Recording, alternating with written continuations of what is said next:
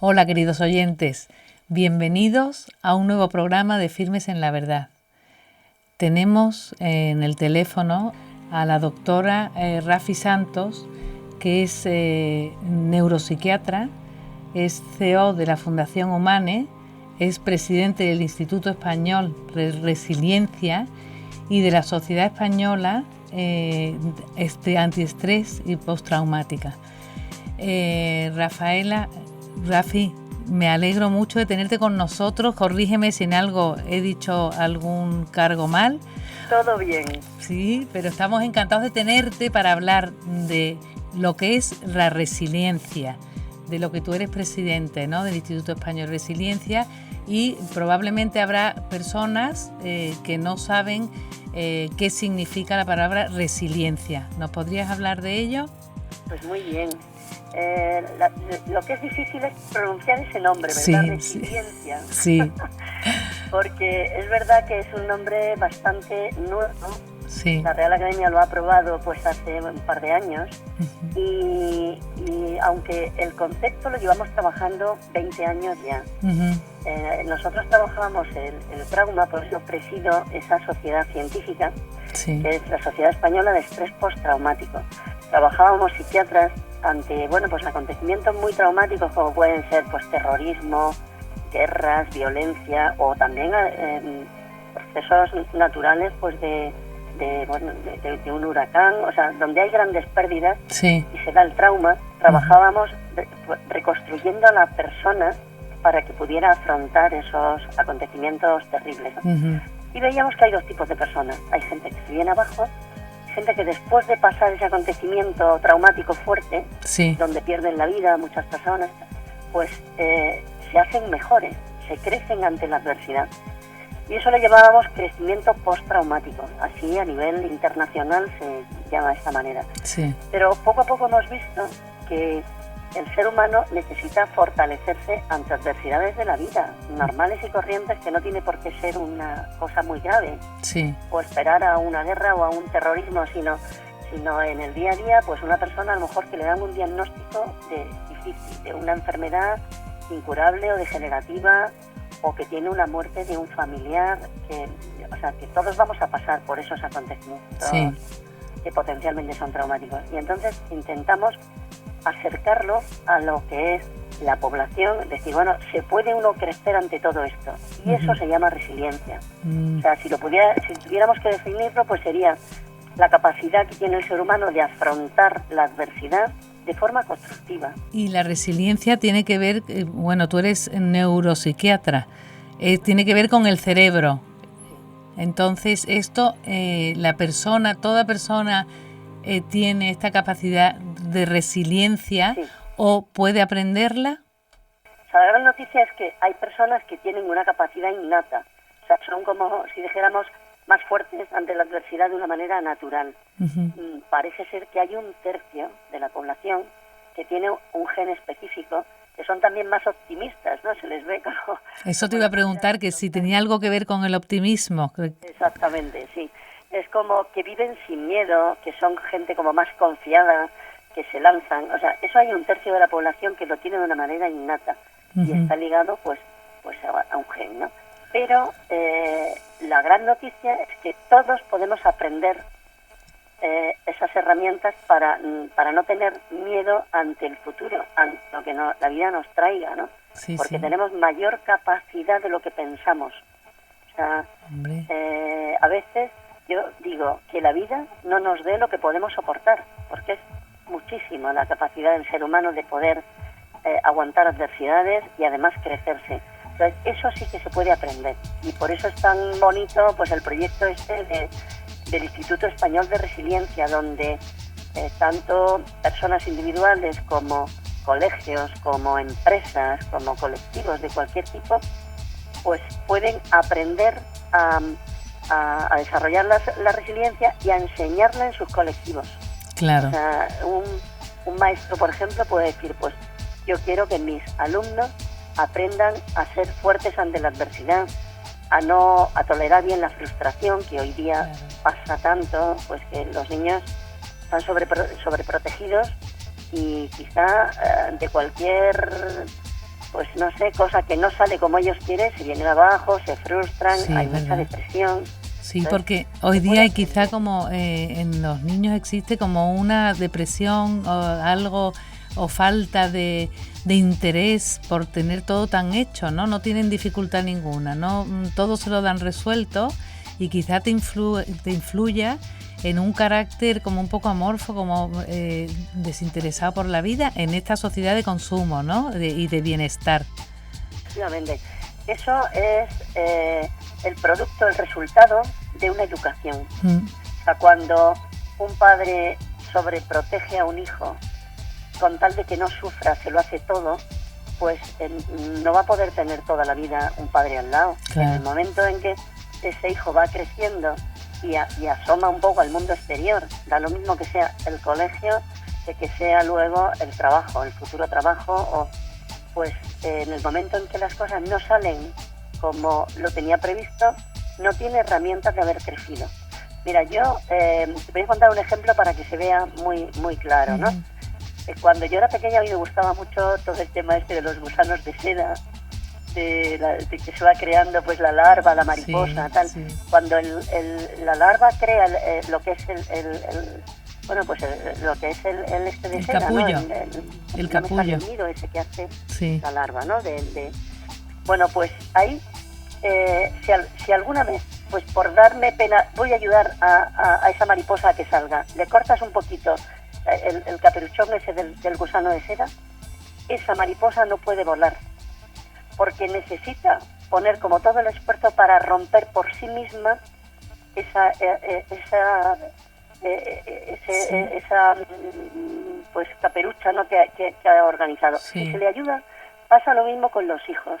Cuando se les facilita tanto, luego no saben afrontar la adversidad, no saben cómo valerse por ellos mismos. Entonces, hay que querer mucho a los hijos, protegerlos con sentido común, pero no evitarles a ellos que resuelvan sus propios problemas. Claro. Ni quitarles esfuerzos, ¿no? Porque el sacrificio y el esfuerzo quizás tenga que ir ligado también a la educación de nuestros hijos, ¿no? Porque son... Efectivamente, el sacrificio es necesario al ser humano. O sea, no hay que evitarlo. Cuando a mí me preguntan sobre, pues eso, si el sacrificio daña a una persona y tal, digo, no. O sea, el sacrificio no daña y el sufrimiento no daña. Lo que daña es no encontrarle sentido a eso. Claro. Por eso cuando un chico, imagínate un deportista, se esfuerza, se sacrifica, pero tiene un sentido que es encontrar el premio o conseguir la meta o que le den pues el galardón, ¿no? que está persiguiendo, aunque se sacrifique mucho, es feliz. No lo ve como algo negativo. En cambio, si no tuviera sentido, o sea, si no tuviera un porqué, pues imagínate la vida de un deportista, claro, en cuanto a lo que es el entrenamiento diario muy duro, el régimen de alimentación, a veces es muy dura la vida de un atleta, ¿no? Claro. Y sin embargo no se ve así, pues porque, o la vida imagínate de una modelo que también se priva de muchísimas cosas. ¿Por qué? Pues porque su carrera profesional se lo exige, pero si triunfa en la pasarela, si triunfa en lo que hace, no está pensando en el sufrimiento. O sea, lo que daña no es el sufrimiento en sí, sino no encontrar sentido. Claro. Esto lo decía ya hace muchos años el psiquiatra Viktor Frankl, que escribió un libro sobre el hombre en busca de sentido, que yo lo recomiendo. Y para mí ha sido un maestro este hombre, lo conocí y es, un punto de referencia en la resiliencia. Y decía eso, él habiendo pasado por 3 campos de concentración, donde perdió a toda su familia, perdió a su mujer recién casada, embarazada, su padre, su hermano, sus padres, perdió a todo, y sin embargo él descubrió ahí la resiliencia, descubrió la capacidad del ser humano de encontrar sentido a la vida siempre para seguir siendo feliz. Fíjate, y esto es muy importante para aportación para esta sociedad, por ejemplo, cuando te hablan de la eutanasia, que un tetrapléjico no tiene ya sentido de su vida, no tiene nada que hacer, y una cobardía, ¿no? Entonces te lleva a la eutanasia.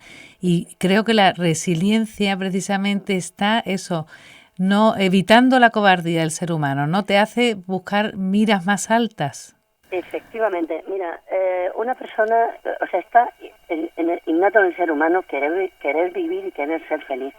¿Cuándo piensa una persona que su vida no tiene sentido? Cuando no tiene cariño alrededor, cuando se encuentra solo o se ve un estorbo. O sea, el problema no está en él, en el paciente, sino en el entorno que le rodea, es el que le tiene que dar sentido, y entonces no deja de querer vivir esa persona. O sea que la eutanasia es una pena porque quizá hemos construido una sociedad muy cómoda, con muy pocos valores, Sí. y se está viendo, pues mira, estamos teniendo una repercusión en la crisis económica, ha sido una crisis de valores, la corrupción es no tener las ideas claras del sentido también de la vida, y desde luego la eutanasia es un fracaso. Claro. Un fracaso. Sí, totalmente. Una persona, si tiene personas que lo quieren, no importa cómo se encuentre la persona. O sea, una persona puede ser feliz en la enfermedad. Claro, pues háblanos un poco de este crecimiento postraumático, es decir, ante esa adversidad gorda, ante esa enfermedad tremenda, ¿cómo se puede crecer después de ese trauma? Pues fíjate, yo me encuentro muchas personas, porque claro, trabajamos ya hace muchos años en este tema de la resiliencia, personas que cuando han estado a punto de perderlo todo, encuentran un sentido a la vida mucho más profundo. Encuentran sentido y alegría a cosas que a lo mejor cuando estaban bien no eran conscientes.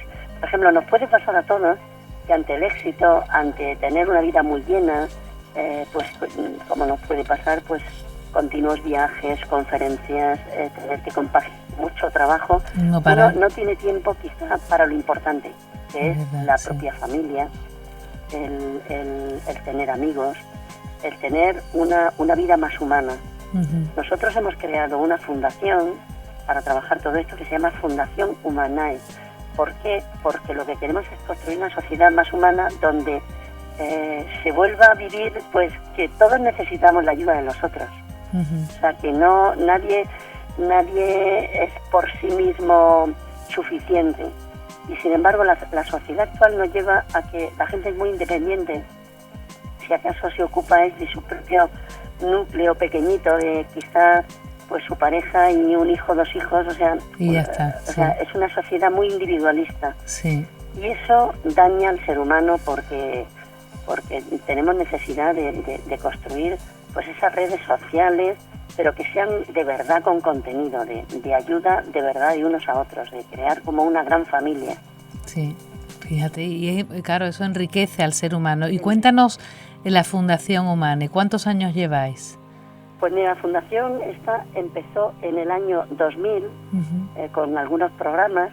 Empezamos hace tiempo con un programa para la depresión, personas que tienen depresión o familias y que a lo mejor quizá no tienen suficientes medios económicos. Sí. Y entonces creamos un programa que se llama Alianza Antidepresión, donde pues cualquier persona que sufre por el tema que sea psicológico o bien la enfermedad en sí, o quizá un despido, un problema de una ruptura, de una muerte de un familiar, o sea, cualquier problema donde una persona sufre y se viene abajo, tenemos el programa para que se levante, ¿no? Para que se levante y luche, que es la resiliencia, pero empezamos con programas pues de ayuda en grupos, y esos programas los realizamos hace muchísimo tiempo.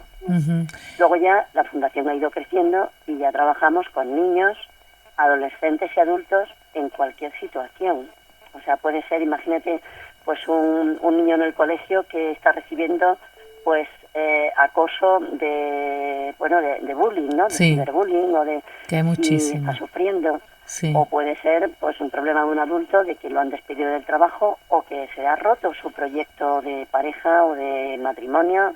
O sea, que sufrimos por muchos problemas que no son enfermedades orgánicas, sino lo que hay son reacciones, problemas de la vida normal y corriente, ¿no?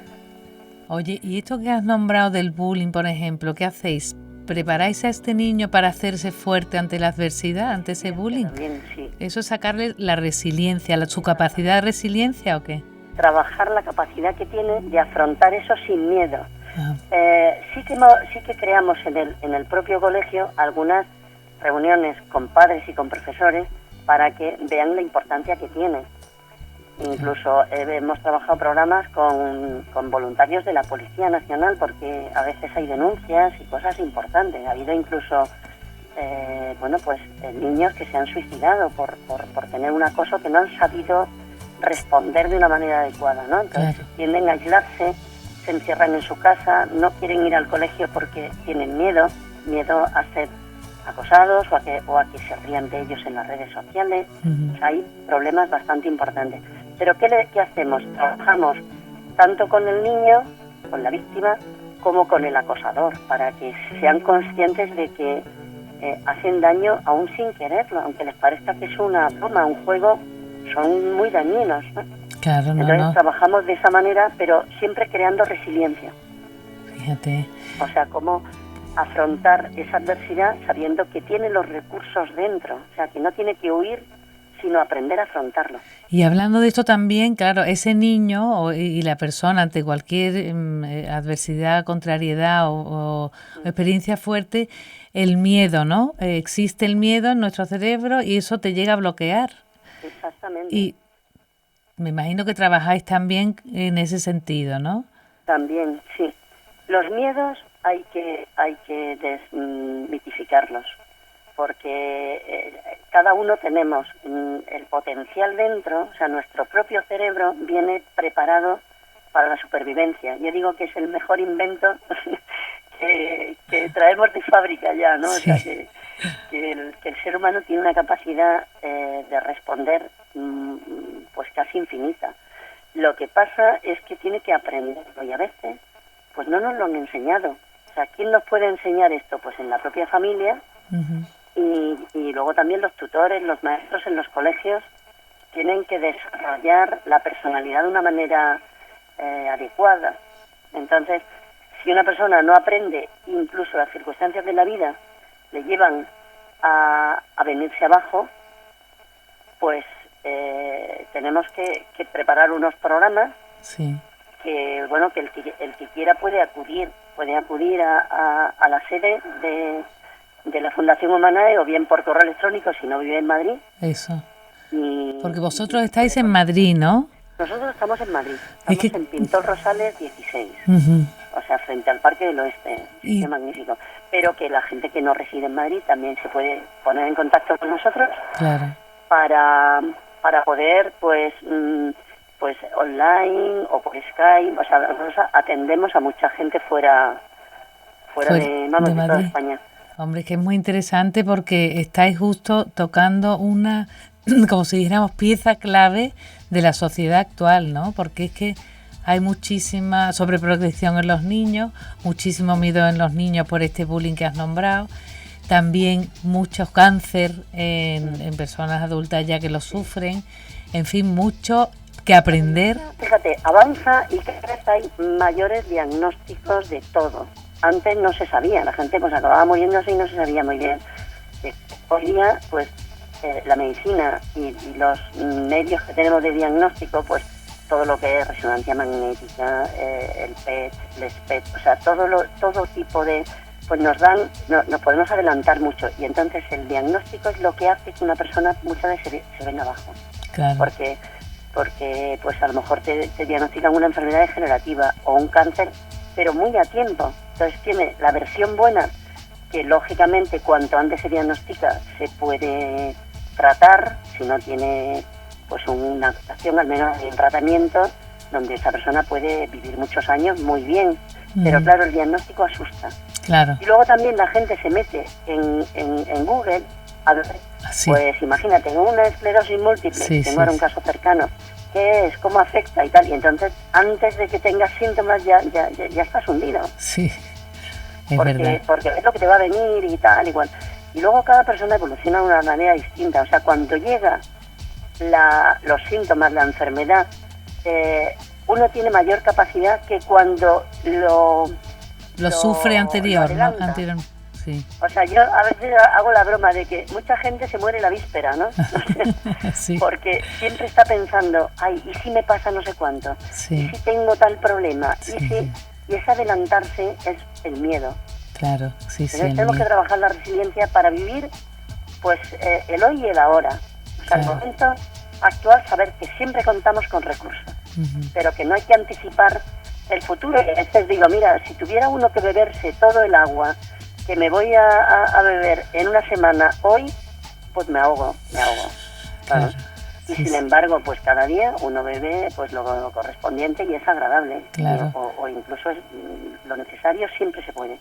Oye, Rafi, nos quedan pocos minutos, pero yo no quería despedirme sin hablar de tu libro, porque habrá personas que digan, a lo mejor yo no necesito un curso, pero me encantaría saber algo más de la resiliencia para poder yo en mi vida ir aprendiendo.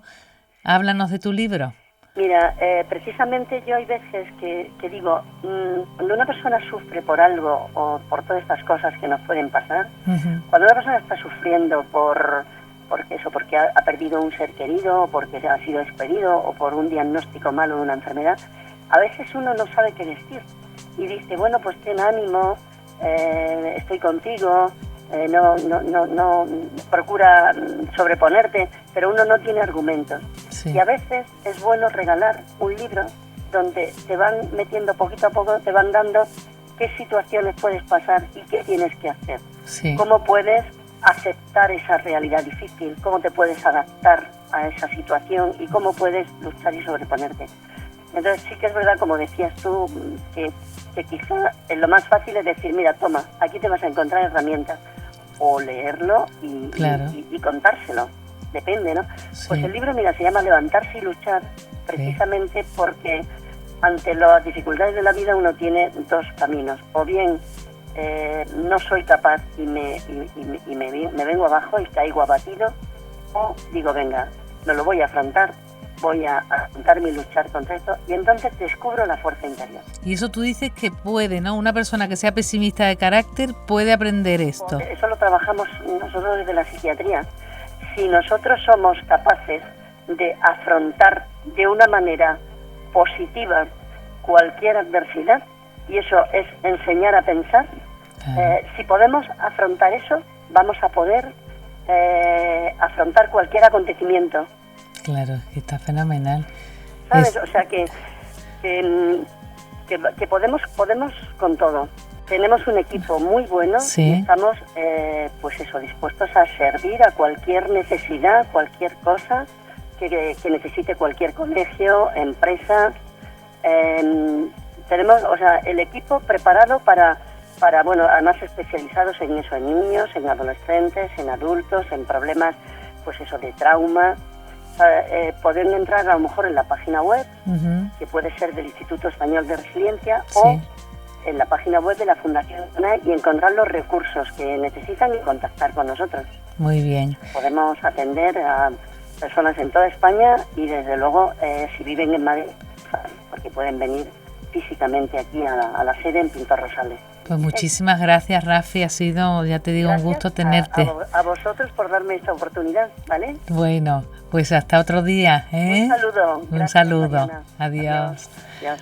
Pues queridos oyentes, nos quedamos encantados con esta nueva palabra, resiliencia, y con esta capacidad que todos tenemos, como ha dicho la doctora Santos, para poder desarrollar y luchar contra las adversidades.